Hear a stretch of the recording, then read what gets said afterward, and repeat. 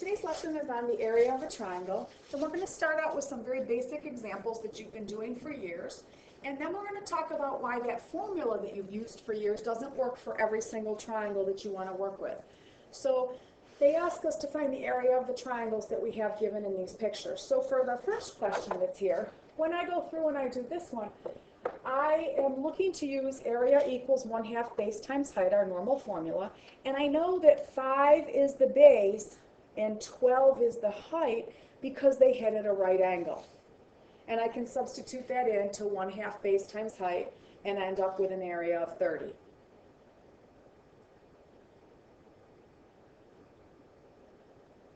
For the second triangle, I can use that formula as well because I have a base of 20 and I have the height drawn in, and I know it's the height because it hits at the right angle. Height drawn in with a length of 8. I can plug that into the formula, 1/2 base times height, and I end up with an area of 80. If either of these two questions were on a quiz today, I'm sure that you all would get them right. You've been doing that same formula for years.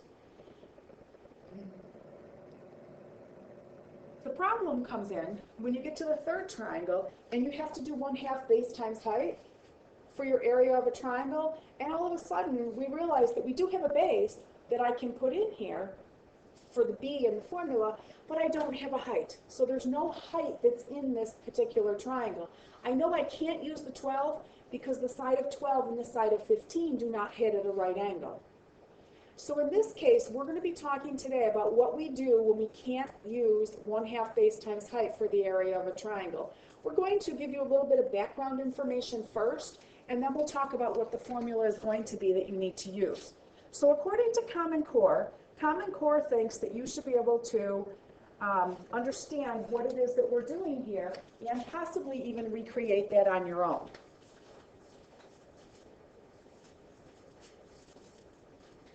So in this particular question, it says, what do we do if the third side length of the triangle was provided? So in this case, let's suppose that we knew this third side length over here, and we knew that it was 7. Now the question is it possible to determine the area of the triangle? If so, find the area of the big triangle. So here's what I'm going to do. I'm going to draw in a height right here. And I know that it's going to be a height because it's going to hit at a right angle, and I'm going to label that with an H. When that height is drawn in, it takes the bottom side and it splits it into 2 parts. If the whole thing is 15 and I make this one part be x, the other part of this is going to be 15 minus x. Now I'm going to treat this picture as having 2 smaller triangles, and both of those triangles are right triangles. And the reason why I know they're both right triangles is because I drew in that height, the height in there, and the height hits at a right angle, so both of those 2 angles there and there are going to be right angles. If I do Pythagorean theorem on the left triangle,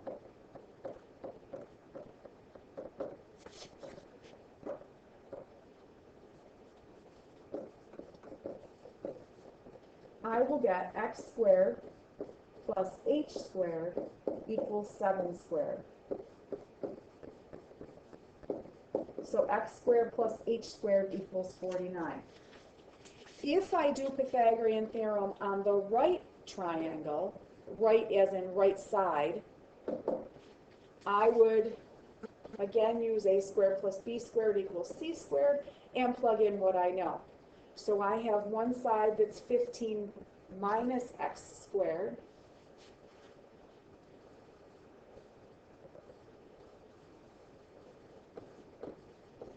plus h squared equals 12 squared. And what I'm going to do now is I'm going to take both of my 2 little equations that I just did with Pythagorean theorem, and I'm going to solve for h squared. So in other words, my goal is to get the h squared alone in both of these cases. So when I go through and do that on the left, I'm going to have to minus the x squared from both sides. And when I do that, I find out that h squared is equal to 49 minus x squared. If I do that on this side, I am essentially going to have to subtract away the whole quantity 15 minus x squared, which leaves me with what I'm hoping for, h squared alone equals 144 minus the quantity 15 minus x squared. And then when I get to this point, I am going to use substitution. So in other words, because I have both of these two Pythagorean theorems equal to h squared, I can go through and say, if this one is equal to h squared, then this must be equal to this because this one is equal to h squared as well. So I'm going to go ahead and set them equal to each other. So by substitution,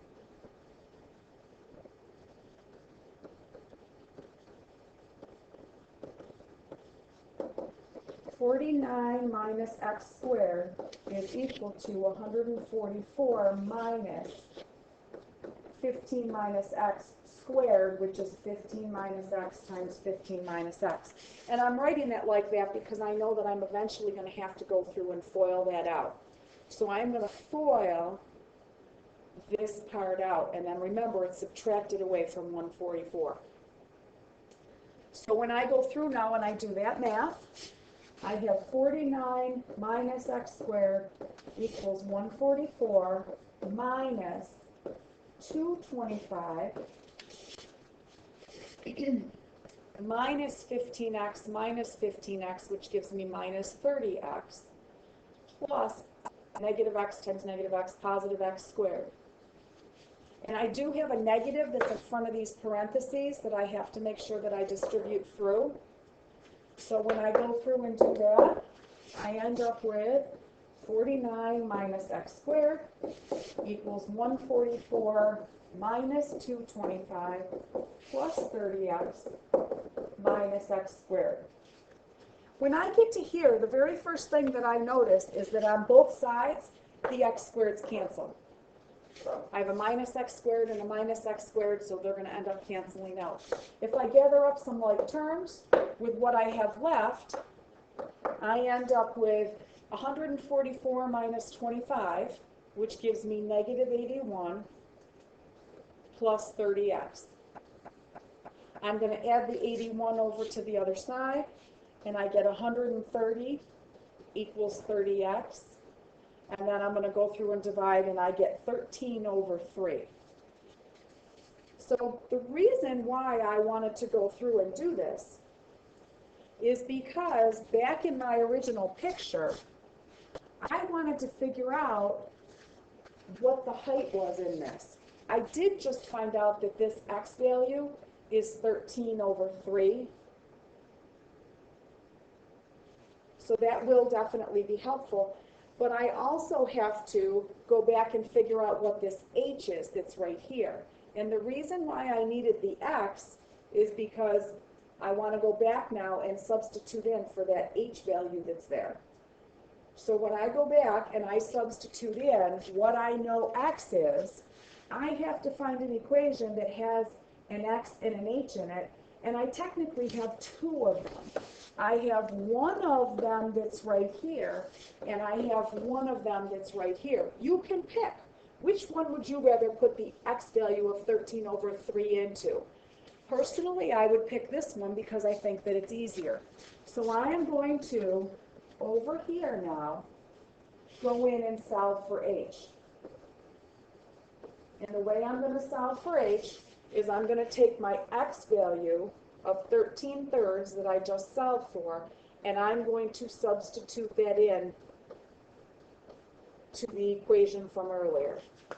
So when I go through and I substitute that in, I have h squared equals 49 minus 13 thirds squared.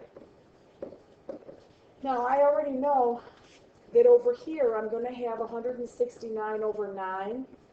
I've got to turn this into the same kind of fraction with a denominator of 9, which means that I want to go back and I want to multiply both top and bottom here by 9, which is going to give me 441 right here.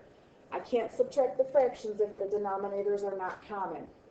So if I continue on now with what I was working on, I have h squared equals 272 divided by 9. I have to square root both sides.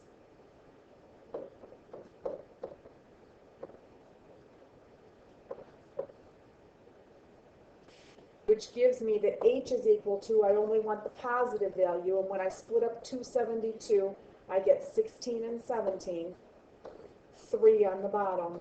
I end up with a height of 4 radical 17 over 3. So when I go back now and I look at my triangle that I had up here, I now know what this height is. It was a lot of work to get to it, but I do know what that height is that's here. So if I wanted to find the area of this triangle, I can go through and do that because I now have a height. And remember, my base was 15. So I can do all that work to find the height and then calculate at the end what the area is. So area is 1/2 base times height, which is 1/2 of 15 for the base times the height of 4 radical 17 over 3. And when I go through and multiply this all out, I end up with 10 radical 17 for my answer for the area. Now, I don't know how you feel, but I kind of feel like that's a lot of work. We're going to talk about a shortcut on this and the formula that we're going to use that allows us to just use the formula instead of going through all this work every time. In this next example, we're going to talk about why it is that we can create a formula for the area of a triangle. You can see that this triangle is set up kind of similar to the one in the last problem. And what we're going to do is we're going to talk about the area of the triangle, and we're going to use 1/2 base times height. So in here, I'm going to have 1/2 my base of A length and my height, which in this case is an h. And to make this work, one of the things that I have to do is I have to multiply my equation by b over b. Now, our rule is that we can't generally multiply in on one side of an equation whatever we want, but this b over b, remember, is another form of 1. So if I'm multiplying in a 1, I'm not really changing the value of the equation. So as I keep moving on here, I'm going to rewrite this. And what I'm going to do is I'm going to take the b over b, and I'm going to interchange these two. Now remember, it's totally fine when you're multiplying to change the order that you multiply in. Commutative property allows us to go through and do that. And then what I'm going to do is I'm going to go back here and I'm going to look at the triangle that I have. And in the triangle that I have, I want to take a look at angle C, and I want to take a look at what the sine of angle C is. So if I take a look at the sine of angle C, which is opposite over hypotenuse, in my particular triangle here, my opposite is h over hypotenuse of b. So I have h over b. Now, h over b here is equal to sine c. So over here, where I have h over b, I can go back now and put sine c in its place.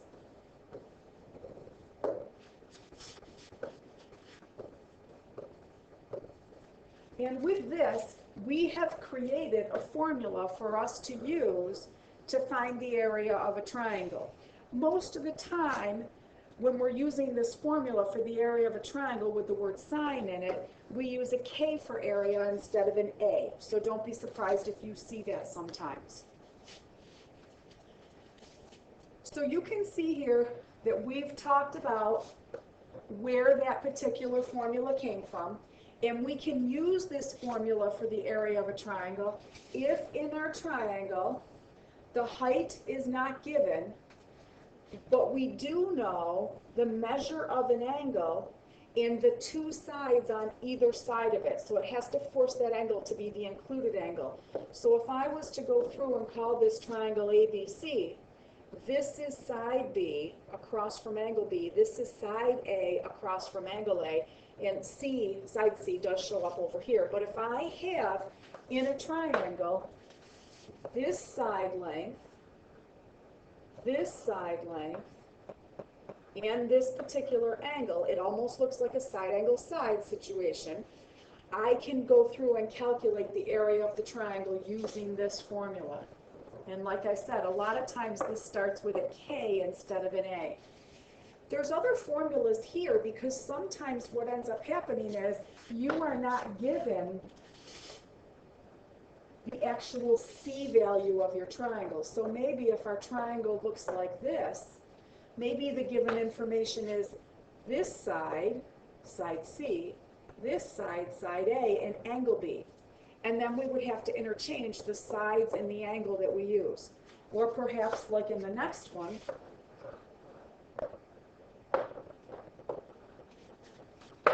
I'm given angle A, side C, and side B, and then I would have to interchange it. So whatever the angle is, you want the two sides next to it when you go through and do that. So for example, number one, it says find the area of the triangle. So in my particular triangle that I'm going to go through and draw, I have triangle BAD. It says that in this particular case, BA is 8, AD is 6, and the measure of angle A is 150. So you can see that in this scenario, we have the side, the angle, and the side. So we have the perfect setup to go through and use our formula, K equals 1/2. And in this case, I want to take a look at the sides that I'm using. I'm using side B times side D. The side is named by the angle it's across from. And I know angle A, so sine A. And I'm going to plug this in. Now, you don't have to write the formula. If you go through and you just say, oh, I know it's the two sides that are next to the angle, you could go through and do that as well. So here's what I get when I type this into my calculator. 1/2 times 8 times 6 times sine of 150, I end up getting that the area is 12. So it's a very easy formula to use. The number one thing about this is you don't have to have a right angle or a height in order to use this formula. So for the next question, I've got a triangle, and I know that this triangle has the intersection of two streets, so the sides are really the streets, and the angle of intersection is 76 degrees, 10 minutes. And the frontage along the streets are 220 and 156, both in feet. So you can see that we have the perfect setup to use our formula for the area of a triangle. And in here, I don't even have vertices named, so I don't have sides that are named, but I know that it's 1/2 of the two sides that force that angle to be the included angle. And I have to put this into my calculator. Now, each degree is broken into 60 minutes, so this is 76 degrees, 10 minutes, so it's about 10 minutes is approximately, well it is, I shouldn't even write approximately, 10 minutes is 1/6 of a degree. The question that you need to come up with now to find an answer to is how do I type this into my calculator?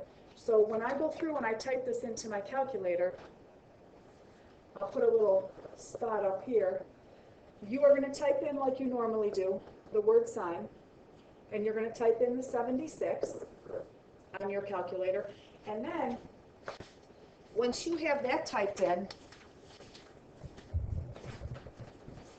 you are going to hit on your calculator second apps.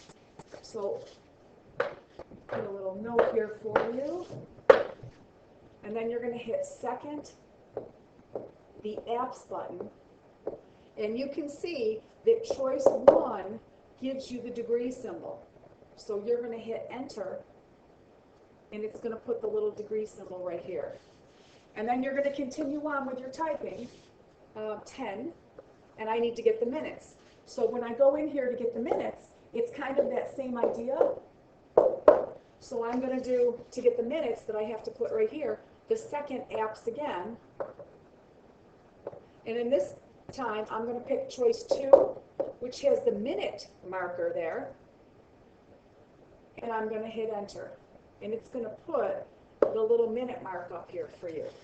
And then after that, you can hit the big enter that's going to give you what that value is.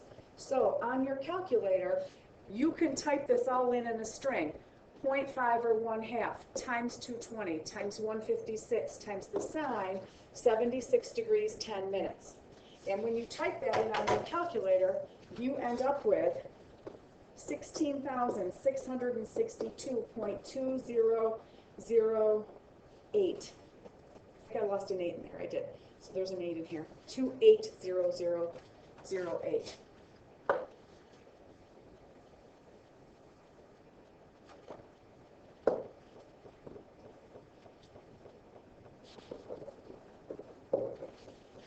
This question wants us to round to the nearest 100 square feet. Not hundredth, but 100. So my question is this number that I have right here closer to 16,600 or 16,700? And it is closer to 16,700 because of the fact that this is a 6 here followed by a 6. So if you're kind of looking at 66 is closer to 70, or 6 is closer to 7, if you want to look at it that way. So you kind of look and go through and say, which 100 is it closer to? So it's 16,700 square feet.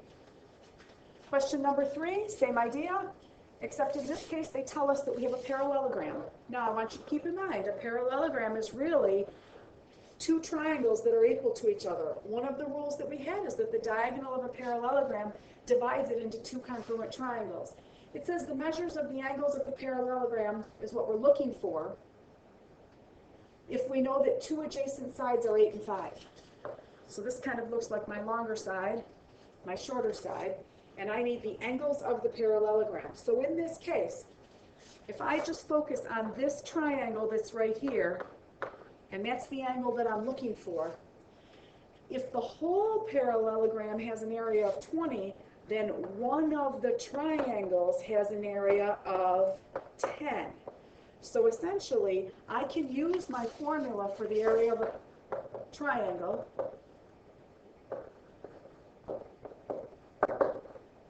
And in this case, I'm going to plug in what I know, which is that the area of that triangle is 10. My two sides, 5 and 8, sine x. And when I go through now, I get 10 equals 20 sine x. And my job is to find what angle can I put in here for x to get a sine of a half. A sine value of that angle is equal to a half. Two ways to do this. You either have it memorized,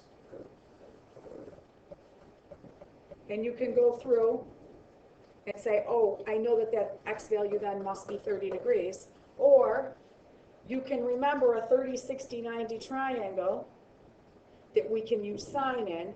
So if I do a 30, 60, 90 triangle, sine is opposite over hypotenuse. And we can say, well, if this is 1, this must be 2. There's that 1/2 relationship. Or, which we're going to talk about in a couple of days, if we have 1/2 equals sine x, if I want to get x alone, I have to move this sign to the other side. And the way I do that is by inversing the operation. So I'm going to move sine to the other side and call it sine inverse. So this is sine. It kind of looks like sine to the -1 power, but it's called sine inverse. To reach that on your calculator, if you want to go through and use your calculator to get that answer. I went back a page here. Where is it? There we go. On your calculator, you would type in second sine and then 1 divided by 2, enter. And it will come back and tell you that that angle measure is 30 degrees. So it's a little bit of a stretch here, but while we were talking about area, we kind of thought we should talk about the angle measure as well. So the way to solve for that on your calculator is to do second sine or sine inverse. So in here, remember it wanted the measure of the angles of the parallelogram. So if this angle is 30, the question then is, how big is this angle? And in this particular case, remember the angles are supplementary, so this one's going to have to be 150. So the answer lines for this, 30 and 150 for your 2 answers to those questions. I'm going to flip to the next question here. One of the reasons why I'm doing this one is because it wants the exact value. Exact value means leave the radical, no decimals. That's kind of our rule anyway, but just in case if you see that, you know what that is.